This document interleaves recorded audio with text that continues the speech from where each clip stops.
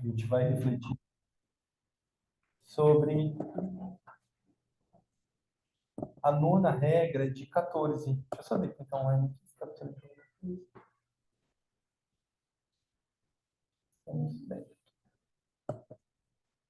A gente então hoje vai fazer a nossa reflexão sobre a regra 9 de 14 regras do solicitante à iniciação. Essas regras estão no livro da Alice Bailey chamado Iniciação Humana e Solar.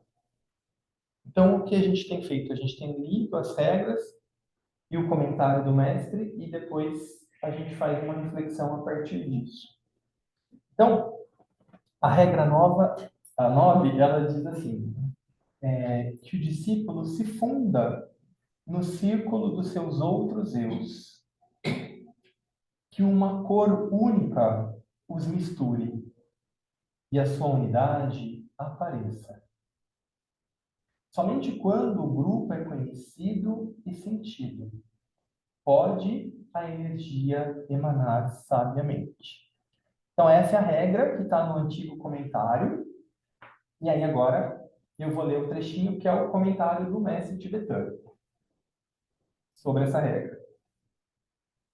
Ele diz assim: uma coisa que todos os discípulos e solicitantes à iniciação têm que fazer é encontrar aquele particular grupo de servidores ao qual pertencem no plano interno.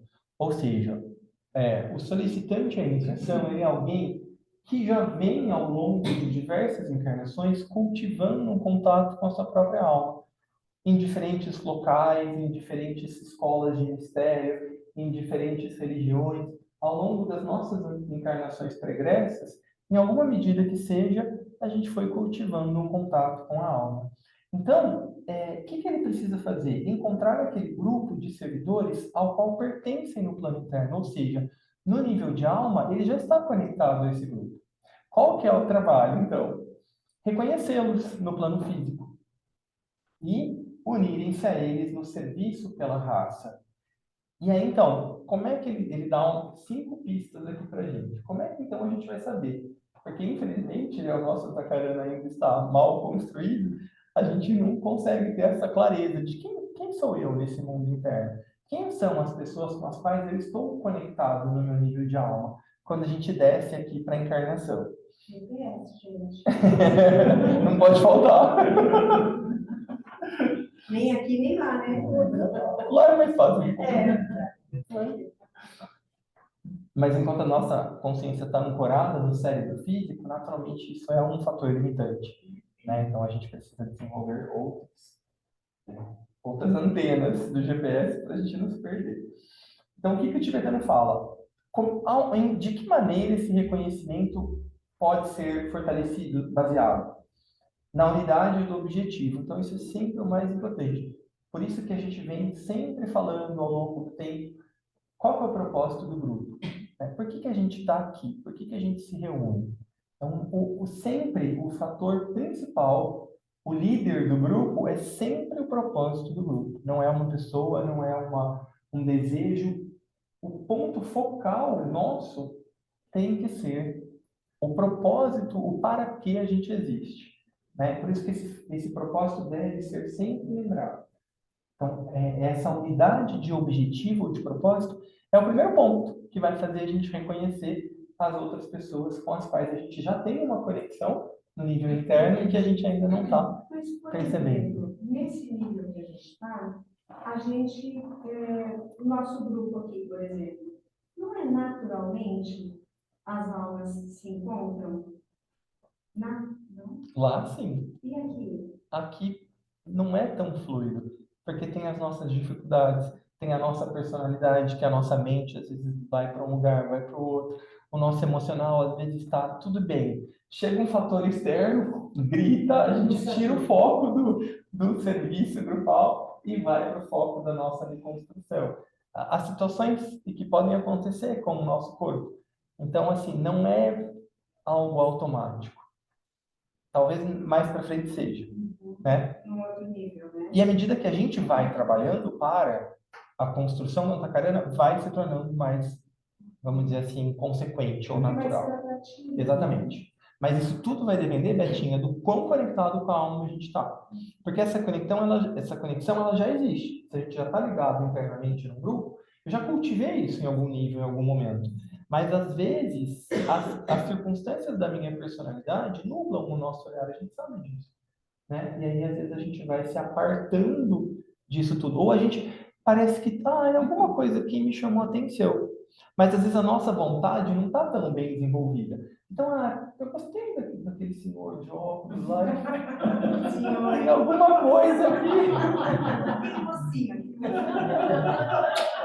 Tem alguma coisa ali que me chamou a atenção. Mas às vezes eu tô tão desconectado, e aí eu tô pensando, tá bom, até um dia ser legal. Nossa, mas toda terça, e o que eu vou fazer com a minha academia, com o meu não sei o que lá? E aí essas coisas vão, infelizmente, afastando a gente até que a alma vai, com o tempo, chamando a gente de volta, né? Mas esse processo nem sempre é tão Mas isso fácil. também é porque o nosso conexão com esse propósito não foi Com feito. certeza, com certeza. Mas, Mauro, isso não quer dizer que a gente não esteja no. Porque, assim, pelo que a Beth comentou, se for meu entendimento, tá? A gente está meio que conectado de alguma forma para o mesmo propósito. Pode ser que seja o mesmo grupo lá em cima, seja aqui embaixo.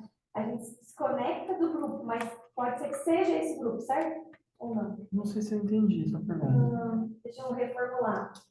Porque, pelo que eu entendi, a gente tem um grupo lá em cima e aqui embaixo a gente precisamos nos encontrar e a gente tem que estar conectada com a nossa alma para ela mandar mensagem e falar assim, ó, você está no grupo correto.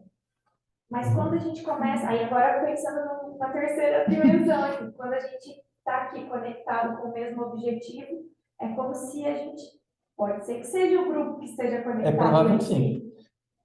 Provável que sim, se esses fatores forem observados, né? Porque muitas vezes a gente pode se reunir a grupos, não necessariamente que são da nossa alma, porque a gente pode se reunir em grupos sociais, a gente pode se reunir em grupos por diversos outros motivos que são grupos, pertencem à nossa vida, são modelos de evolução, porém não necessariamente são os da nossa alma. Então, inclusive, muitos que eu posso fazer algum tipo de prática espiritual, não necessariamente é uma prática de alma. Não necessariamente é uma prática de fato espiritual. Eu posso ter conexões que são muito mais ditas espirituais, são muito mais astrais. E eu estou conectado a esse astral. Então, de novo, gente, não é crítica, não é que seja ruim, é só o olhar do mestre e o porquê a gente está estudando isso é para refinar a nossa percepção. Não é para ter nenhum tipo de julgamento ou de que a gente vai falar um pouquinho disso hoje. Então, eu estou dando um spoiler só. Mas é só para a gente colocar a nossa sandalinha da humildade sempre, mas ao mesmo tempo a gente também perceber, né? O que que é isso? O que que é ter o mesmo objetivo? Será que isso é claro para a gente? Em que medida é? Né? Por exemplo, Que ela tinha levantado a mão também. Pode ser por isso que também às vezes a gente entra em algum grupo e daí fica até por um tempo, mas perde a conexão e aí busca outro que talvez não seja aquele grupo e a gente tem no primeiro momento essa sensação e depois já vê que não e aí continua a busca até a gente encontrar algum grupo que realmente a gente esteja destinado. Com certeza, a gente já teve diversas experiências. Então, com certeza, a gente já criou conexões com diversos indivíduos, com diversos grupos. Então, muitas vezes a gente vai ter um calorzinho ali no coração, a gente vai ter uma afinidade, algo que foi construído, né? Mas algumas vezes a gente percebe que, para além disso, às vezes falta uma clareza de propósito ou uma identificação mais profunda. Aí, em geral, esses grupos, eles são trampolins para a gente, para alcançarmos o nosso verdadeiro grupo. Mas muitas vezes eles funcionam como um treinamento para a convivência grupal, que é o que a gente vai falar hoje. Funcionam como um treinamento para um monte de coisa que a gente continua se treinando ainda quando a gente encontra o nosso grupo de aula. Ou seja, o treinamento nunca acaba. Mas vamos lá, né? Está cada vez mais buscando um nível de consciência um pouco mais amplo. Fala, querido. eu acho que a gente está pensando em grupo como pessoas que estão Reunidas. convivendo juntas, né? E, pelo que você está falando, não é isso só, né? Por exemplo, quando a gente faz a reunião que você fala que tem vários grupos ao redor do mundo, né? Você pode estar pertencendo a um grupo daquele que está, daquele outro grupo, né? Com certeza. E você deixou claro, por exemplo, para mim, a semana passada, quando você falou, eu fui pesquisar. E você foi consultar uma professora que você admira, pelo jeito que eu conheço um propósito, talvez ela seja. Com certeza, com É, certeza. né? Muito bem lembrado. Não necessariamente alguém que está fisicamente, mas a regra diz, né? Reconhecê-los no plano físico. Então, eu posso não estar fisicamente junto, por exemplo, com essa pessoa, como o Minas trouxe, mas eu a reconheço, estamos aqui nesse mesmo tempo e espaço, eu a reconheço como alguém que tem um propósito semelhante ao meu. Ela mora nos Estados Unidos, eu moro aqui, né? A gente não vai conseguir se encontrar igual a gente toda semana, mas ainda assim, a tecnologia nos permite hoje, né? Que a gente possa ter algum tipo de conexão e fortalecer esse propósito e construir uma inspiração mútua. Muito bem observado. Então, primeiro ponto, mais importante de todos, unidade de propósito. Segundo ponto, harmonia de vibração. Então, também, às vezes, eu tenho alguém, isso é muito comum na vida do grupo, que eu estou com o mesmo propósito, mas às vezes está passando por uma fase mais difícil, ou a roda do karma girou e eu olho para o Ricardo e falo, Ricardo, vem toda vez que você tem atenção, sei o que ele quer, só fala que fica doente.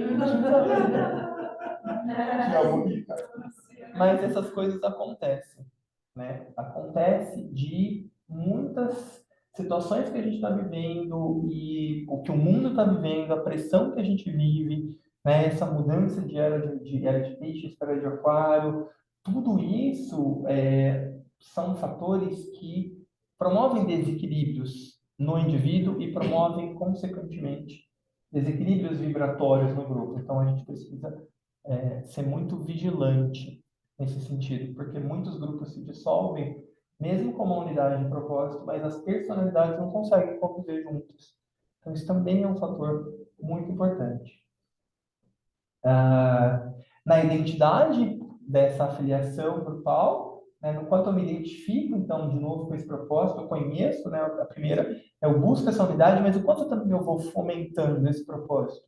Porque se também eu não fomento isso, é igual uma plantinha, que a gente não molha, vai morrer, né? Nos laços kármicos de antiga existência, então, com certeza, né, a gente sempre fala que, especialmente em grupos de serviço, muitas vezes ocorre nos níveis internos uma espera, um serviço mesmo de usar a inteligência, usar a mente, para que aqueles indivíduos consigam equilibrar seus karmas individuais, familiares, para estarem juntos num determinado tempo e espaço para servir como grupo. Então, percebe que às vezes é uma coisa que foge da nossa compreensão até?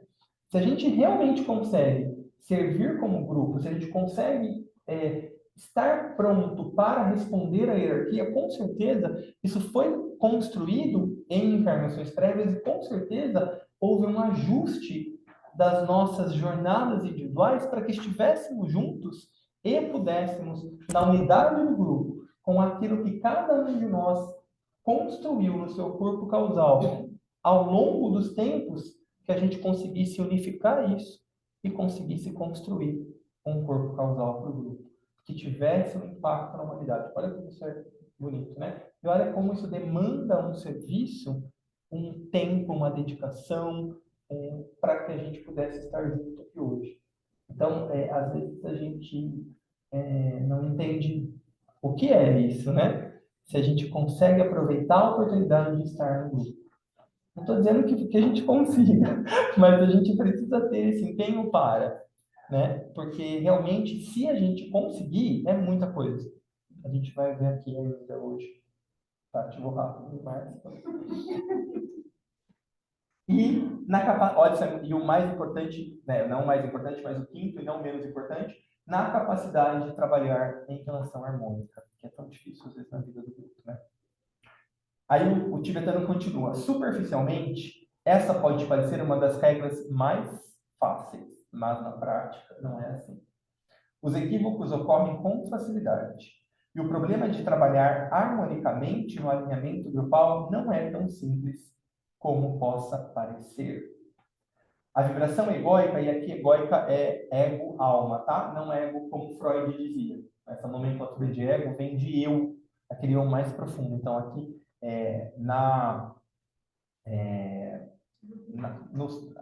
onde que tá?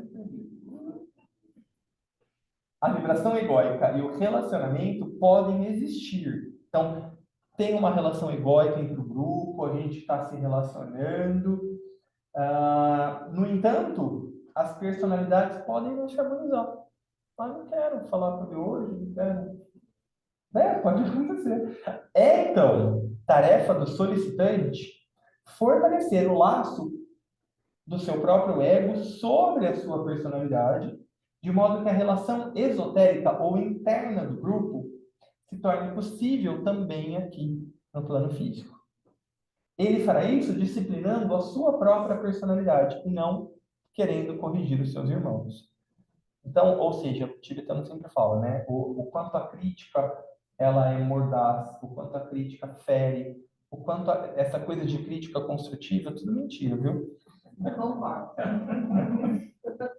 A gente pode fazer, sim, apontamentos. A gente viu a importância da fala na regra 7, né? O quanto a comunicação não violenta, por exemplo, pode ser uma ferramenta de ajuste, de alinhamento, de equilíbrio. Isso tudo a gente sabe que sim, que é importante saber falar, saber. Mas quando a gente usa a crítica, a gente está, com certeza, minando processos criativos. A gente, com certeza, está realmente deixando de nutrir uma série de outras relações e virtudes que podem vir a se expressar no outro, né? Então é muito cuidado, né? Corrijamos a nós mesmos primeiro, depois a gente pensa no outro. Vai ser pessoal, né? É a partir da sua ótica, né? Exatamente. Bom, dito isso, agora a gente cai um pouco o nosso nível de compreensão, mas vamos lá, estou fazendo o meu melhor, tá? Para a gente conseguir refletir um pouquinho mais sobre tudo isso. A gente não consegue virar um dia. Lógico. Não conseguimos ver, né? Eu vou. Acho que vou ficar em pé, tá, Renato? Certo. Não, essa parte eu já li. Foi o comentário do livro que eu estava aqui. Dá um beijo, vovô. Oi?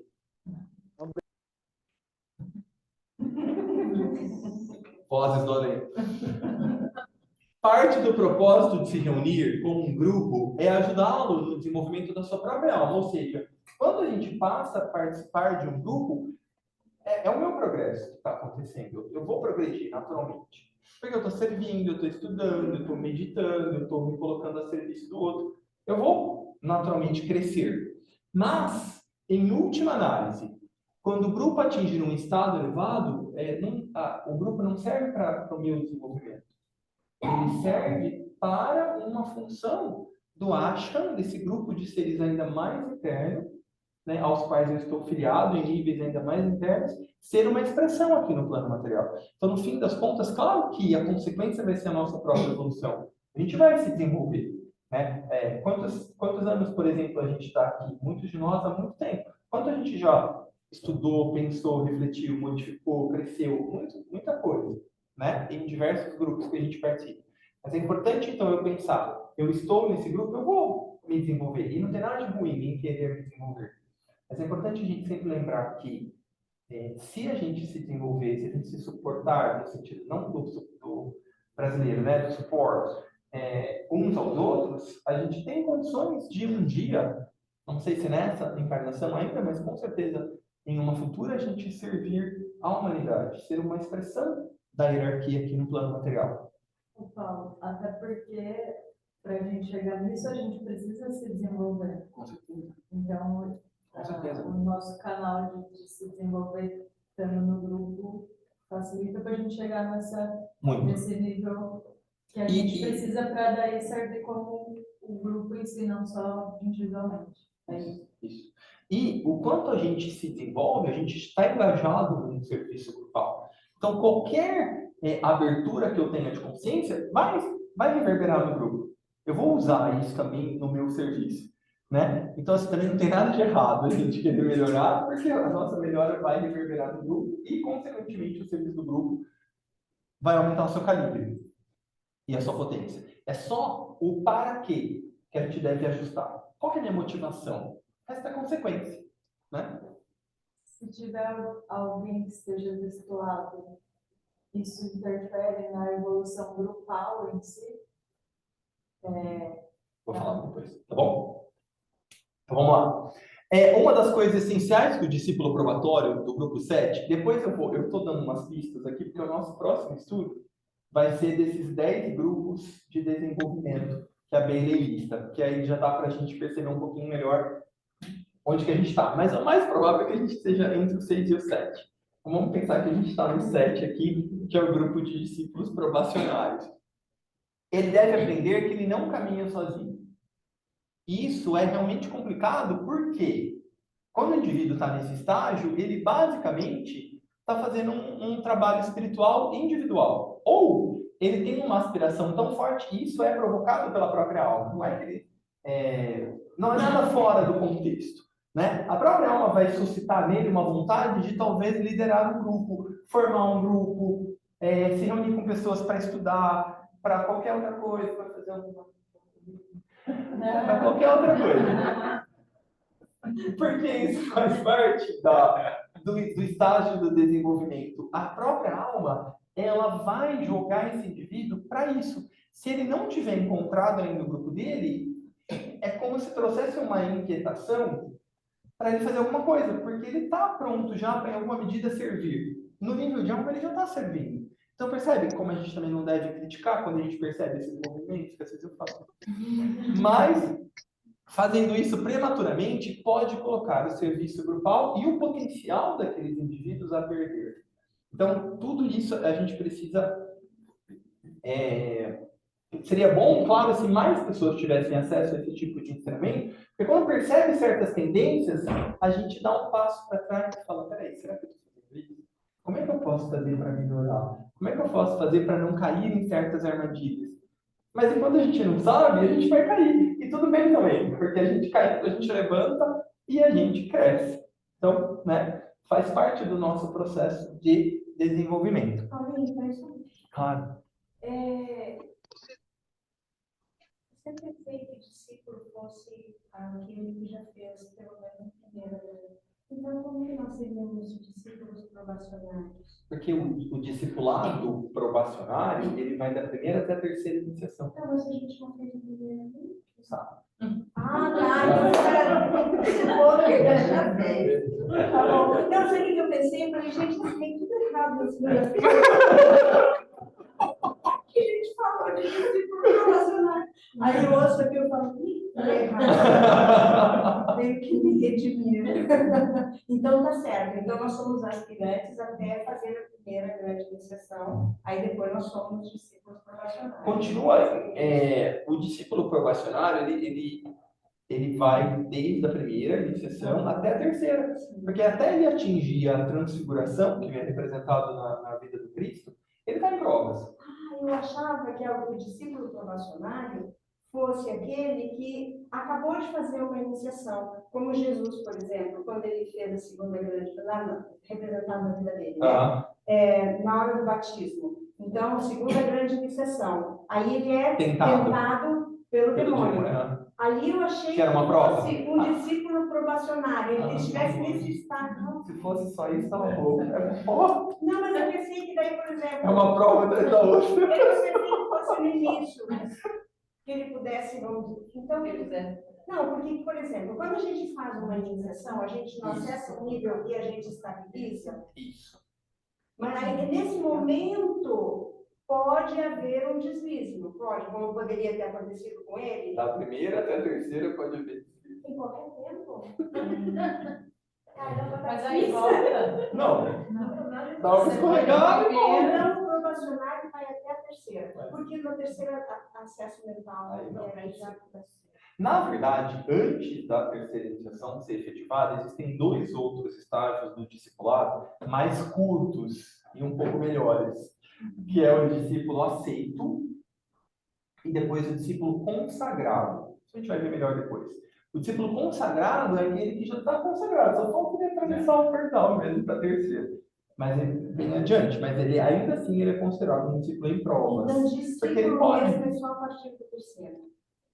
Não, a partir da Não, primeira. Um já discípulo é. aceito, em Mas geral. ainda é provacional.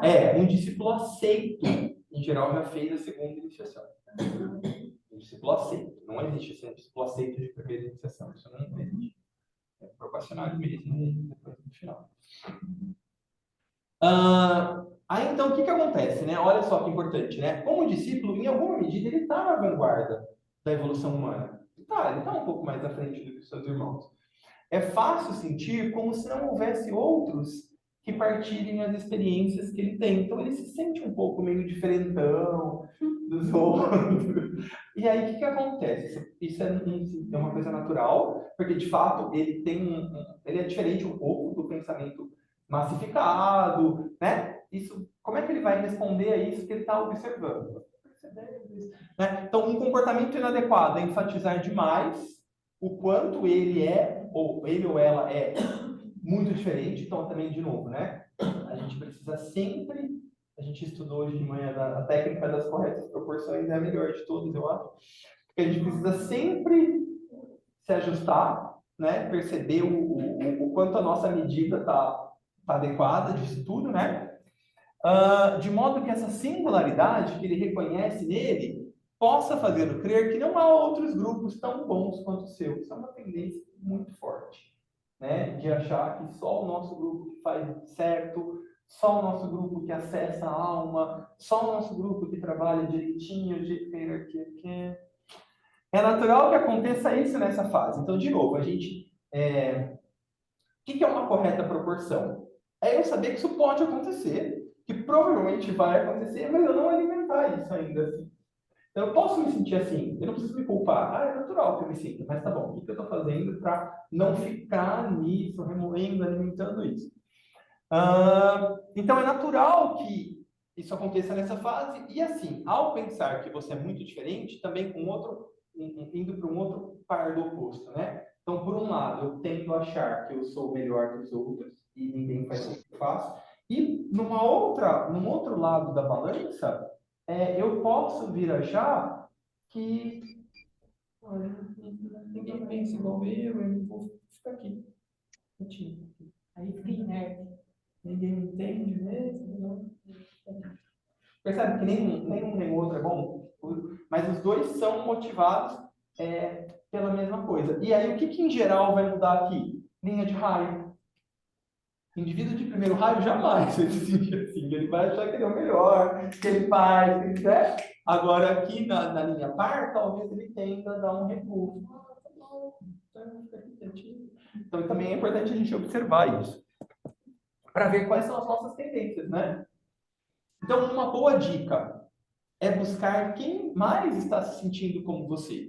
Existem hoje diferentes professores, diferentes ensinamentos, e com o advento da comunicação e da tecnologia, você pode se conectar, igual a gente falava, né, com pessoas de diversas partes do mundo. Mas o mais importante é buscar essa conexão. Então, primeiro, estou me sentindo isolado? Primeiro passo, gente, entre em contato com a sua alma, invoca, né? Poxa, eu estou me sentindo isolado. Por que eu estou me sentindo isolado? Porque a alma está provocando no seu emocional essa sensação, para que você possa se movimentar a partir desse desconforto e então procurar pessoas que pensam como você. Nunca é você, gente. É sempre a alma que cria situações para que a gente se mobilize, para que a gente se movimente, então a gente possa ir entrando aos poucos no seu plano divino. A alma que cria qualquer crise. Então a alma provoca às vezes essa sensação na gente, e aí você fala, e agora? Então o que a gente faz? Primeiro passo, se concentra, invoca da sua alma, né? Estou percebendo aí seu movimento, eu quero servir, tal, estou pronto para isso, como é que eu faço? E deixa que as coisas vão acontecendo, né? Porque quando a gente faz um movimento invocativo, a evocação acontece. Não é que a gente vai ser místico e a minha alma, não, eu preciso criar um movimento.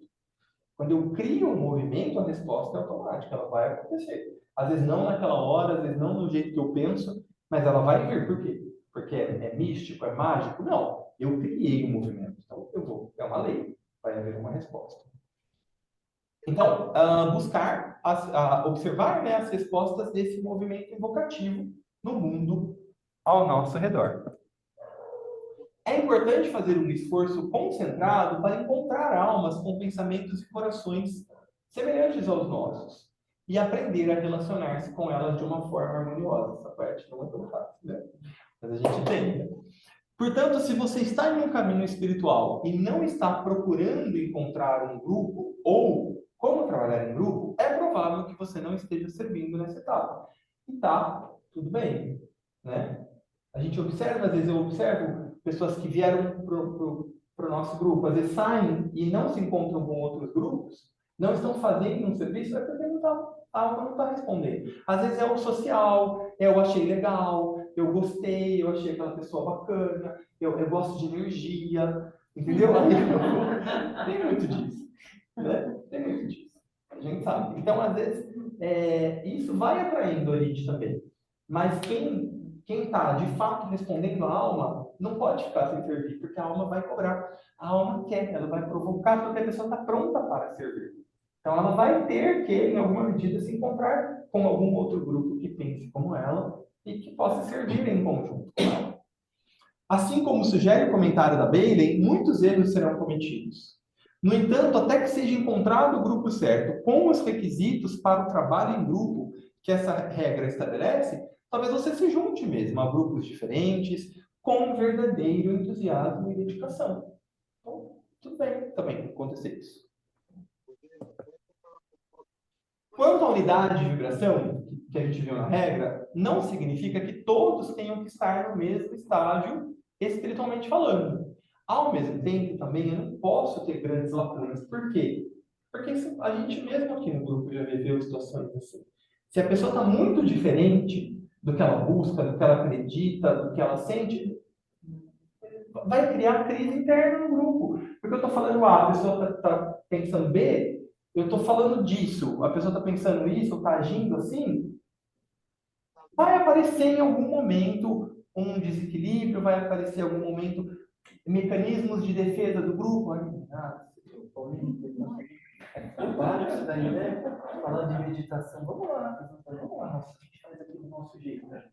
Acontece, gente, a gente viu isso aqui, a gente vê em grupos, acontece. Por quê? Porque às vezes a gente quer um monte de gente, vem aqui, é super legal, vem trabalhar com a gente, né? E às vezes a gente não permite que essa seleção seja feita nos níveis internos, né? Por uma atratividade que é de propósito. Aí é legal no começo, mas sempre dá uma confusão. Mas vamos lá, a gente continua. Dentro do grupo, é natural que os membros estejam, então, em estágios diferentes de evolução. Aqueles que já compreenderam um pouco mais devem, então, aprender a desacelerar um pouco. Assim, vamos lá, aqui comigo. Vamos fazer desde o começo, vem para cá, né? E, ao mesmo tempo, aqueles que percebem que estão um pouco atrás, precisam também evocar uma vontade, falar, nossa, então, peraí, deixa eu falei sobre isso, eu vou mudar essa prática ou esse hábito, para que eu consiga, em alguma medida, chegar numa homogeneidade. Nunca vai acontecer, porque a própria expressão de cada um é diversa, né? A nossa busca não deve ser nunca por uniformidade. A nossa busca deve ser por unidade. Unidade de alma, unidade de propósito. Né? A maneira como cada um expressa é diversa. É assim que tem que ser, né?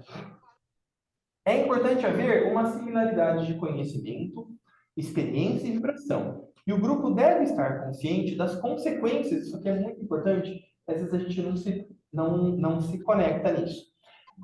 O grupo deve estar consciente das consequências ao admitir um novo membro. A pessoa pode ser um amorzinho, ó, tem um membro, ó, pode ser um amorzinho, tudo, mas está numa outra, não está acostumado com a dinâmica, vai causar um impacto. Então, o que o grupo tem que fazer? Os indivíduos e o grupo como um todo, trabalhar ainda mais conscientemente para atingir e sustentar uma vibração semelhante que permita ao grupo absorver essas ondulações. E não... veio todo mundo.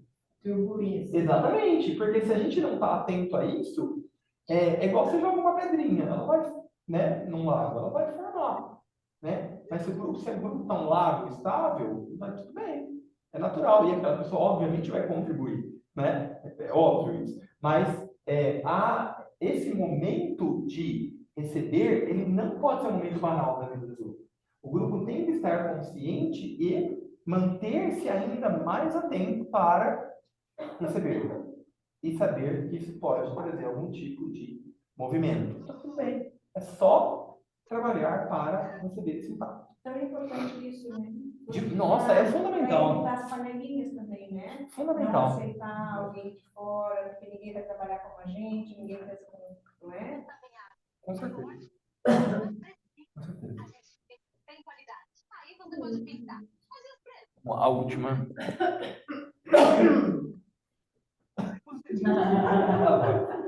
Quanto aos vínculos kármicos, isso implica que as pessoas que se reúnem em grupo já estiveram juntas antes. Então, faça favor, só karma bom, hein?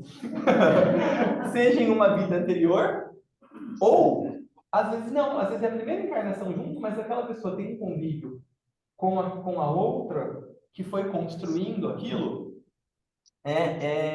que as possibilidades vão aparecendo. Às vezes, o que eu quis dizer, eu me expressei mal. Com certeza a gente já se encontrou em alguma medida em encarnações prévias. Mas às vezes a gente não teve um vínculo de relação espiritual. Pode ser que não. Pode ser que a gente só tinha um vínculo de personalidade. Daí você desenvolveu o seu serviço numa linha e eu em outra. Numa escola de pensamento e eu em outra. No Ocidente ou no Oriente. Na Índia ou no Egito, não importa. Né? Mas a gente com certeza já tem algum vínculo kármico. Mas às vezes não é um vínculo espiritual kármico. Às vezes é um vínculo de personalidade kármica. Mas às vezes, então, nessa vida, a gente consegue responder a esse karma astral ou de personalidade, e ainda assim ter o mesmo propósito. E então a gente constrói um karma espiritual. Deu para entender? Não sei se eu me fiz claro. Que a gente chama, eu chamo de karma sempre consequência. Né? Mas espiritual dharma, é propósito. Então pode ser também. É que eu chamo de karma sempre como consequência para mim. Então eu construo com você um karma bom, porque a gente está servindo juntos. Mas claro que também é um dar, porque é um propósito e não é uma obrigação, é um dever, né, de alma. Bem, obrigado.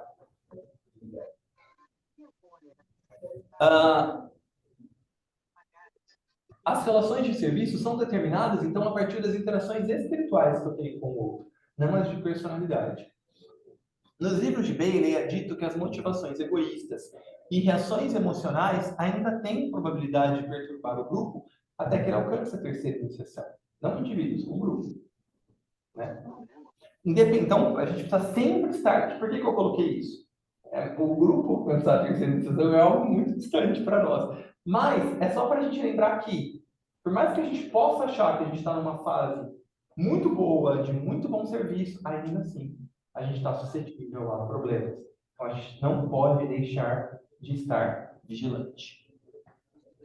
Independentemente disso, é importante lembrar que mudar verdadeiramente o planeta e a vida daqueles que nele vivem para melhor é uma tarefa grupal e não individual. Então, a forma quando a gente diz alma individual, é um paradoxo. Porque a alma não trabalha com separatividade. A alma trabalha no todo. A alma trabalha com similaridade de propósito. A alma trabalha inevitavelmente em grupos né? Em grupos com propósitos definidos. Então, a gente fala isso só para a gente ter a nossa noção de integridade individual, mas o trabalho de alma não é um trabalho individual. É sempre um trabalho de grupo. Aqui são bem importante também. Os livros de Bailey dizem que está cada vez mais nascendo e se transformando, né, indivíduos do chamado grupo 6, que é o grupo dos materialistas, que tem uma personalidade integrada. Então, eles vão estar cada vez... Por quê? Porque a humanidade está evoluindo.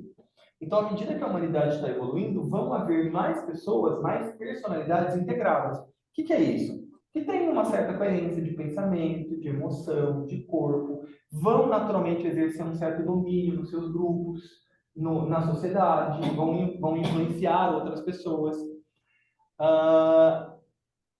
E eles se dividem em dois subgrupos. Então, nos níveis mais rudimentares, são pessoas realmente personalidades integradas, materialistas. E nos níveis mais sutis, são os aspirantes.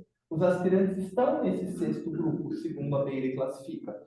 E é o que mais tem no mundo espiritual, que a gente chama de espiritual, né? Não espiritual de verdade. Então, o que isso quer dizer?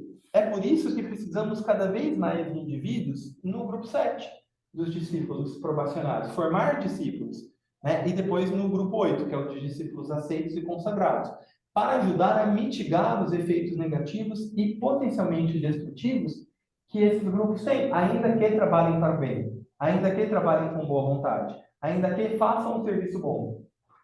Só que ainda assim, estão muito recheados de separatividade, de ilusão. Então, quanto mais a gente conseguir efetivamente trabalhar com mais clareza, o grupo 7 pode ajudar o grupo 6 no seu direcionamento, né, no seu serviço também, para que a gente consiga, de fato, ajudar a hierarquia.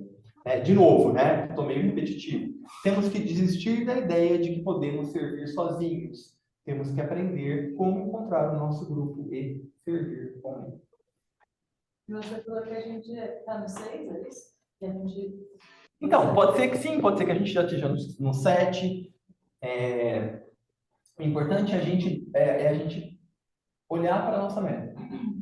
Qual que é a nossa meta? Servir em grupo. Essa é uma regra bem aquariana, né? Muito total. Qualidades como amor, a sabedoria, o discernimento, a compaixão devem guiar as nossas personalidades, permitindo funcionar melhor no serviço uns aos outros e no mundo em geral. É muito importante que o grupo se mantenha atento. O trabalho em grupo é necessário e o discípulo probatório aprende lentamente. Muitas vezes ainda, enfim, deixa nossos ímpetos, né, a nossa personalidade dominarem a nossa vida, infelizmente. Então, coloquei aqui para finalizar algumas questões importantes para a gente se observar, sem culpa, de autoobservação mesmo, com coragem e franqueza.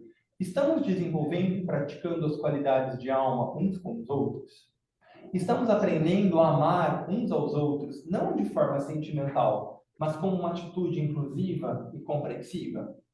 Temos consciência de quais são os valores do grupo e a nossa tarefa no mundo? Somos compassivos uns com os outros?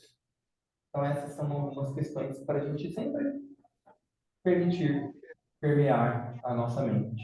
Porque para a gente não ficar desatento mesmo. Né? Que a gente possa realmente manter viva essas ideias e a gente consiga, então, minimizar quaisquer efeitos negativos. Eu acho que aconteceu no Sul.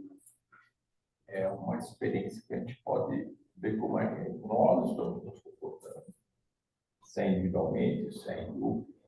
O país está olhando isso, como é que eles estão se unindo para resolver essa questão. Tem muita reflexão em cima disso, com certeza. Pessoal de casa, tudo bem?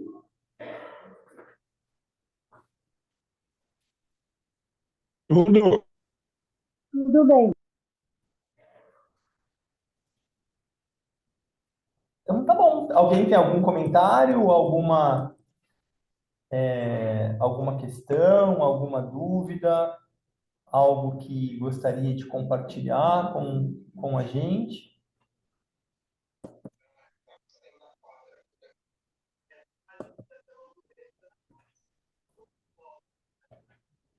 Eu vou encerrar então a nossa gravação. Muito obrigado pela presença de todos. Uma excelente noite. Igualmente a todos, bom trabalho.